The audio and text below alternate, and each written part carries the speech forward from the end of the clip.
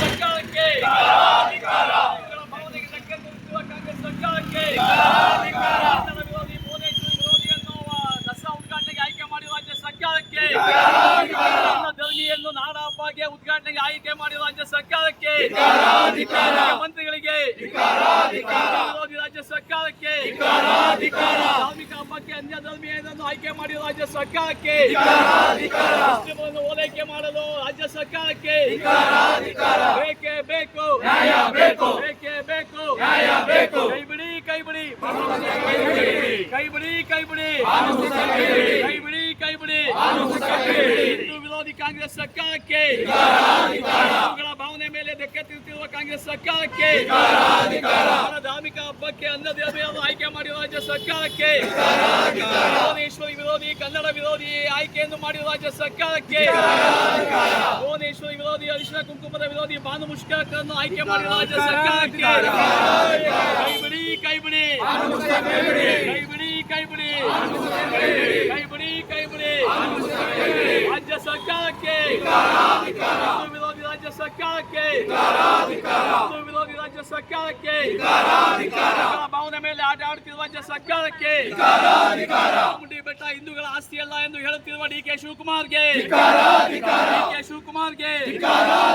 ಅವಮಾನಕಾರಿಯಾಗಿ ಮಾತನಾಡುತ್ತಿರುವ ಡಿ.ಕೆ. ಶಿವಕುಮಾರ್ಗೆ ಚಾಮುಂಡಿ ಎಂದಿಗೂ ಚಾಮುಂಡಿ ಬೆಟ್ಟ ಎಂದಿಗೂ ಚಾಮುಂಡಿ ಬೆಟ್ಟ ಎಂದಿಗೂ ಚಾಮುಂಡಿ ಬೆಟ್ಟದ ಬಗ್ಗೆ ಅವಮಾನಕಾರಿಯಾಗಿ ಮಾತನಾಡುವ ಡಿ.ಕೆ. ಶಿವಕುಮಾರ್ಗೆ ನಾನು ಮುಷ್ತಾಕರನ್ನು ಆಯ್ಕೆ ಮಾಡಿರುವ ಮುಖ್ಯಮಂತ್ರಿಗಳಿಗೆ ಕನ್ನಡ ವಿರೋಧಿ ಭುವನೇಶ್ವರಿ ವಿರೋಧಿಯನ್ನು ರಾಜ್ಯ ಸರ್ಕಾರಕ್ಕೆ ಉದ್ಘಾಟನೆಗೆ ಆಯ್ಕೆ ಮಾಡಿರುವ ರಾಜ್ಯ ಸರ್ಕಾರಕ್ಕೆ ಬೇಕೇ ಬೇಕು ಬೇಕೇ ಬೇಕು ಬೇಕೇ ಬೇಕು ಈ ಸಾಲಿನ ದಸರಾಗೆ ಶ್ರೀ ದೇವೇಗೌಡರನ್ನು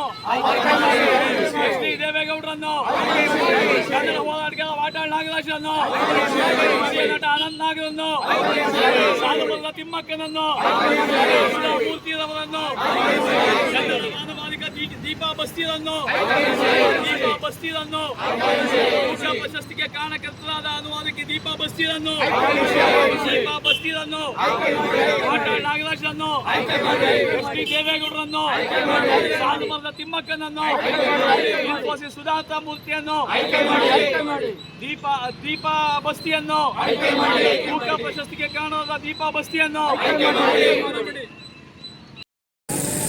ನಮ್ಮ ನಾಡಿನ ಧಾರ್ಮಿಕ ಹಬ್ಬ ದಸರಾವನ್ನು ಉದ್ಘಾಟನೆಯನ್ನು ಮಾಡಲು ಕನ್ನಡ ವಿರೋಧಿ ಭುವನೇಶ್ವರಿ ವಿರೋಧಿ ಅರಿಶಿನ ಕುಂಕುಮದ ವಿರೋಧಿಯಾದಂಥ ಬಾನು ಮುಷ್ತಾಕರನ್ನು ಆಹ್ವಾನ ಮಾಡಿರುವಂಥ ರಾಜ್ಯ ಸರ್ಕಾರದ ಕ್ರಮವನ್ನು ಖಂಡಿಸಿ ಹಾಗೂ ಡಿ.ಕೆ. ಶಿವಕುಮಾರ್ ಅವರು ಮೊನ್ನೆ ಚಾಮುಂಡಿ ಬೆಟ್ಟದಲ್ಲಿ ಚಾಮುಂಡಿ ಬೆಟ್ಟ ಹಿಂದೂಗಳ ಆಸ್ತಿಯಲ್ಲ ಅಂತ ಹೇಳಿದ ಹೇಳಿಕೆಯನ್ನು ಖಂಡಿಸಿ ನಾವಿಂದು ಪ್ರತಿಭಟನೆ ಮಾಡ್ತಾ ಇದ್ದೇವೆ. ಏನು ನಾಡ ಹಬ್ಬ ದಸರಾ ಇದೆ, ಇದೊಂದು ಧಾರ್ಮಿಕ ಹಬ್ಬ. ನೂರಾರು ವರ್ಷಗಳಿಂದ ನಮ್ಮ ರಾಜ ಮಹಾರಾಜಗಳು ಈ ನಾಡ ಹಬ್ಬ ದಸರಾವನ್ನು ಚಾಲನೆ ಮಾಡ್ಕೊಂಡು ಚಾಮುಂಡಿ ಬೆಟ್ಟದಲ್ಲಿ ಬರ್ತಾ ಇದ್ದಾರೆ.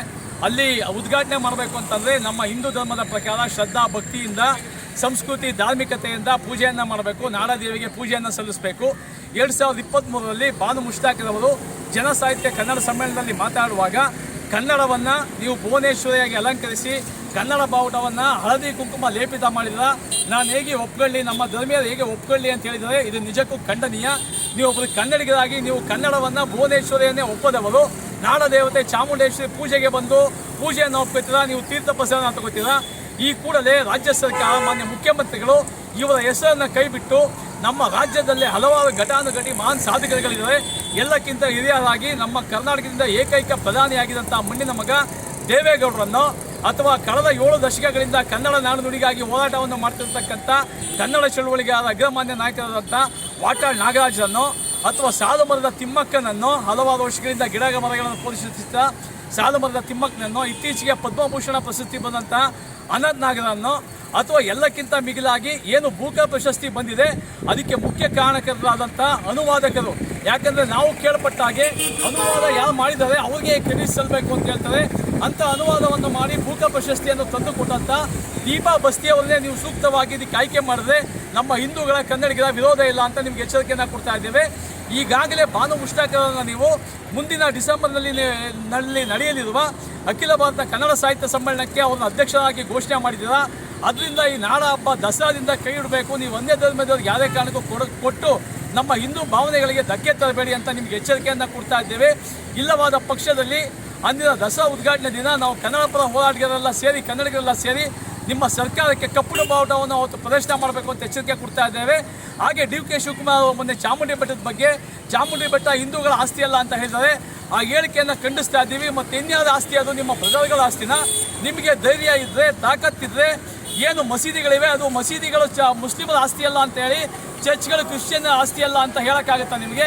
ಮಾತೆತ್ತಿದ ಹಿಂದೂಗಳನ್ನ ನೀವು ಜಾತ್ಯತೀತ ಹಬ್ಬಗಳು ಮಾಡ್ತೀರಾ, ಬೇರೆ ಹಬ್ಬಗಳು ಮಾತ್ರ ಅವ್ರನ್ನ ನಡೆಯುತ್ತೆ. ಹಾಗೂ ಏನು ನಮ್ಮ ಹಿಂದೂ ದೇವಾಲಯಗಳೆಲ್ಲ ನಿಮ್ಮ ಮುಜರಾಯಿ ಇಲಾಖೆಯಲ್ಲಿವೆ, ಅದೇ ಮಾದರಿಯಲ್ಲಿ ನೀವು ಮಸೀದಿಗಳು ಹಾಕೋದು, ಚರ್ಚ್ಗಳನ್ನ ನಮ್ಮ ರಾಜ್ಯದಲ್ಲಿರುವ ಎಲ್ಲ ಮಸೀದಿ ಚರ್ಚ್ಗಳನ್ನು ಮುಜರಾಯಿ ಇಲಾಖೆಗೆ ಒಳಪಡಿಸಬೇಕು ಅಂತ ನಿಮ್ಗೆ ಆಗ್ರಹವನ್ನು ಮಾಡ್ತಾ ಇದ್ದೇವೆ. ಈ ಕೂಡಲೇ ನೀವು ಡಿ.ಕೆ. ಶಿವಕುಮಾರ್ ಅವರು ರಾಜ್ಯ ಕನ್ನಡಿಗರ ತಾಯಿ ಚಾಮುಂಡೇಶ್ವರಿಯ ಕ್ಷಮೆಯನ್ನು ಕೇಳಬೇಕು ಅಂತ ನಿಮ್ಗೆ ಆಗ್ರಹವನ್ನು ಮಾಡ್ತಾ ಇದ್ದೇವೆ. ಜೈ ಹಿಂದ್, ಜೈ ಕರ್ನಾಟಕ.